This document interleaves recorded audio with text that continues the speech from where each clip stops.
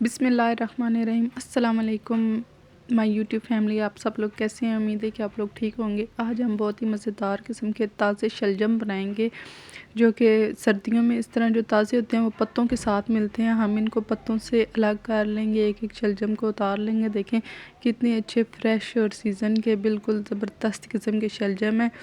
आप आज की रेसिपी ज़रूर फॉलो कीजिएगा, आपको बहुत मज़ा आने वाला है आगे चल के। और इतने आसान तरीके से हम शलजम बनाएंगे कि आप सब लोग हैरान हो जाएंगे।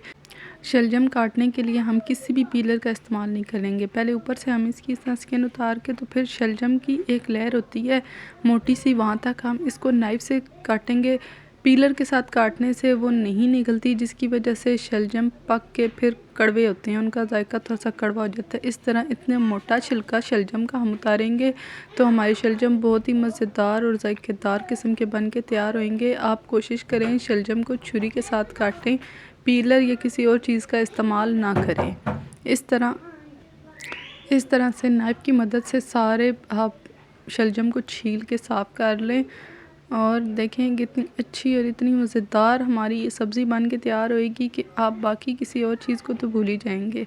शलजम मैंने सारे छील लिए हैं। मैंने बीच में से 2-3 शलजम सैलेड के लिए रख लिए थे। इस तरह बड़े बड़े पीसीस में हम शलजम को काट लेंगे।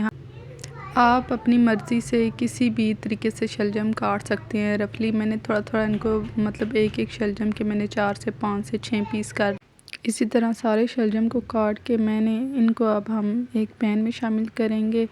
सारे शलजम पैन में डालने के बाद अब मैं इसमें 2 कटी हुई प्याज शामिल करूँगी, 2 टमाटर कटे हुए शामिल करूँगी। वैसे शलजम में ना लहसुन अदरक का इस्तेमाल नहीं करते हैं, लेकिन मैं यहाँ पे थोड़ा सा लहसुन शामिल कर रही हूँ, इसलिए कि हमने आलू शामिल करने हैं बाद में। अब यहाँ पे हम मसाले शामिल करेंगे, हल्दी पाउडर, सूखा धनिया, भुना पिसा हुआ ज़ीरा शामिल करेंगे, लाल मिर्च शामिल करेंगे और नमक डालेंगे हस्ब ज़ायक़ा। और अब हम इसमें कुकिंग ऑयल शामिल करेंगे या वेजिटेबल ऑयल डाल के। तो इन तमाम मसालों को हम अच्छी तरह मिक्स करेंगे, सारी सब्ज़ी में, शलजम में अच्छी तरह मसाला मिक्स हो जाए। जब अच्छी तरह हम मसाले को मिक्स कर लेंगे, तमाम चीज़ों को अच्छी तरह हिला के, तो हम इसको ढक के पहले 2 मिनट हाई फ्लेम पे पकाएंगे। और उसके बाद अब मैंने इसे चूल्हे पे रख दिया है। अब मैं इसकी फ़्लेम लो कर दूँगी। यहाँ पे 10 मिनट गुजर चुके हैं। देखिए सब्ज़ी ने कितना पानी छोड़ा है। हमने शलजम में बिल्कुल भी पानी नहीं डालना। सब्ज़ी ने जो अपना पानी छोड़ा है, इसी में ये शलजम भी, सारी टमाटर, मसाले और प्याज सब कुछ गल के पक के तैयार हो जाएगा। अब हम मज़ीद 15 मिनट बाद मिलते हैं आपसे। यहाँ पे 15 मिनट मज़ीद गुजर चुके हैं। देखें सब्ज़ी में से ऑयल सेपरेट होने लग गया है और हमारे शलजम भी बिल्कुल यहाँ पे गल चुके हैं, टमाटर भी गल चुके हैं। अब हम इसको किसी भी चीज़ से, डोई की मदद से भी ये देखें आप मैश कर सकते हैं, या मैशर ले लें, उससे आप इसको अच्छी तरह मैश करें। आप जब मैश करेंगे ना, मैश करने के बाद भी सब्ज़ी थोड़ा सा पानी और अपना ही छोड़ेगी। हमें फ़ालतू पानी डालने की बिल्कुल भी ज़रूरत नहीं है। जो हमने लहसुन की जइयाँ साबुत डाली थी, वो भी मैं आपको अभी मैश करके दिखाती हूँ। टमाटर को भी हम अच्छी तरह मैश करेंगे, तमाम चीज़ों को हम अच्छी तरह मैश कर लेंगे। ये देखिए लहसुन भी बिल्कुल गल चुका है और ये इतने अच्छे तरीके से और इतने हल्के हाथ से सारी सब्ज़ी मैश हो रही है। और यहाँ पे हमने थोड़ा सा फ्लेम हाई किया है ताकि हमारी सब्ज़ी ठंडी ना हो जाए। ये अपना ही पानी छोड़ेगी, उसी में ये पक के तैयार हो जाएंगे। इतने मज़ेदार और खुशबूदार किस्म के हमारे शलजम बन के तैयार होंगे।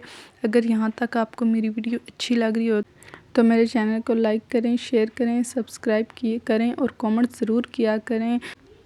और शलजम की ये सब्ज़ी आप ज़रूर बनाइएगा, जो नहीं भी शलजम खाते वो भी खाएंगे। और देखें शलजम हमारे अच्छी तरह मैश हो चुके हैं। अब हम यहाँ पर इसमें 70% तक कुक किए हुए, बॉयल किए हुए आलू शामिल करेंगे। तो यहाँ पर 10-15 मिनट के लिए हम मज़ीद सब्ज़ी को भूनेंगे, पकाएंगे और हमारे जो शलजम थोड़े पोते रहते हैं वो भी पक के तैयार हो जाएंगे। यहाँ पर हम हरी मिर्चें और हरा धनिया शामिल करेंगे और इसको अच्छी तरह मिक्स करेंगे। और फिर हम इसको 10 मिनट के लिए बिल्कुल लो फ्लेम पे पकने के लिए, दम वाली आंच पे पकने के लिए छोड़ देंगे, ताकि ऑयल भी सेपरेट हो जाए और आलू भी गल जाएं और जो हल्का फुल्का इसमें पानी सा फिर निकल आया वो ख़त्म हो जाए। यहाँ पे 10 मिनट गुज़र चुके हैं, ये आप देख ले सकते हैं। ऑयल भी सेपरेट हो चुका है। ये सब्ज़ी जब हल्की-हल्की नीचे लगने लग जाए ना, इसका मतलब है कि हमारी सब्ज़ी शलजम की बिल्कुल पक के तैयार हो चुकी है।